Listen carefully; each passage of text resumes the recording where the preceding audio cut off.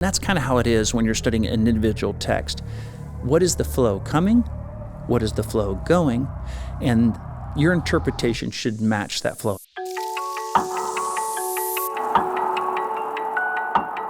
I know this is the million-dollar question, but how do you, Dr. Hughes, take the lumber pile and build the house? How do you go from exegesis to exposition? Would you be willing to kind of shed some light on your process? Sure.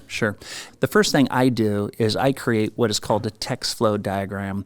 It's kind of geeky. I just like doing it. But you basically put the main things to the left and the things that talk about them to the right. And without getting into a bunch of grammar, you have three things you need to look for. The thing being talked about, what that thing either is or is doing, and then everything else in the sentence talks about one of those two things. Mm-hmm. That's about all you need to know. So you're basically constructing an outline type form. This is the main thing, and these three phrases, are talking about or modifying that main thing. If you're going to be an expositor, you need to be able to have the skills to find the inspired emphasis of the text. You can't just read a verse and talk about it. You need to know what the Holy Spirit inspired to be the main thing. So I always diagram. I create just a basic text flow diagram, and I color code them and post them, and there's hundreds of them on my website. But I just like to do it. It kind of helps me visually see the structure of the text.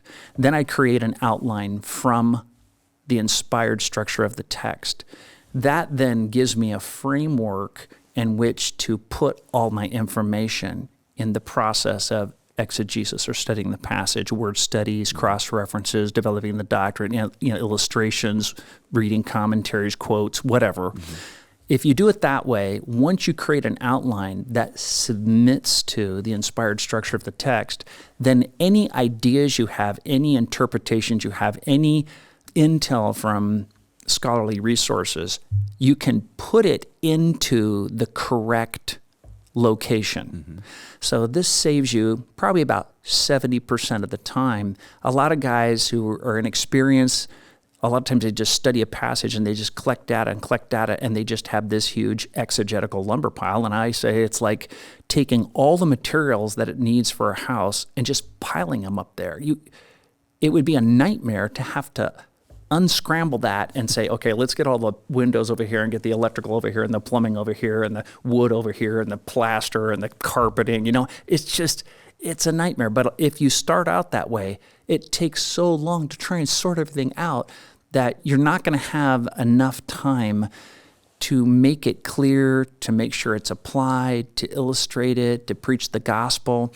But if you start the other way, then you look at the text, its structure, you create an outline that submits to that structure, then you get your information and put it into the right category. So all you're doing is organizing information that's all in the same, talking about the same thing, quotes or whatever, ideas, word studies, and that's way easier.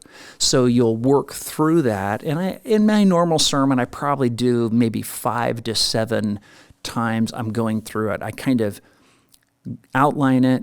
I do word studies. I don't look at any commentaries. Sometimes I look at critical commentaries if I can't figure out what the main thing is. Sometimes I look at, I have some resources on Logos Bible software that kind of show the syntactical relationships of things. It's pretty geeky, but in rare instances, I have to pull that out to find out what's talking about what. Mm-hmm. But it's rare. Ephesians 1, 3 through 14, that giant run-on sentence is kind of a nightmare. But anyways, something like that. So once I get it down, I just interpret it based off of the flow of the context, what comes before and what comes after, and to make sure that my understanding fits the flow. So if I'm standing on a concrete bridge, I cannot see through the concrete. But if there's a river and I look upstream and the water's coming towards the bridge, and I look downstream and the water's going away from the bridge, I know what direction the water is flowing under the bridge, even though I can't see through the concrete. And that's kind of how it is when you're studying an individual text. What is the flow coming? What is the flow going? And your interpretation should match that flow. And if it does not, it's probably wrong. So I then interpret it initially. I might refine it once, put some illustration, maybe some cross-references. And once I get there, then I read as many commentaries as I can, or at least a lot of good commentaries. I usually read 2 or 3 what are called critical commentaries that have to do with, syntactical relationships or word studies, more geeky stuff, might not be helpful for the untrained person. Then I do most of my commentaries are what are called expositional commentaries. They would be like, John MacArthur's sermons put into commentary form, something like that. And then they might be maybe a few commentaries that were devotional, where a devotional commentary focuses more on this is what it means and this is how it applies. Things like Henry Ironside or maybe even R. Kent Hughes. His are pretty lightweight, but good.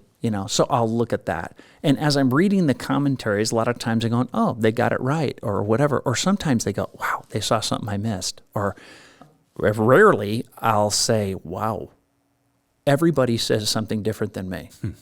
And I want to be careful that I don't come to a conclusion that no one in the history of church has come before. When that happens, the red light goes on. It's like, I need to read, why hasn't the Holy Spirit taught anybody else what I discovered?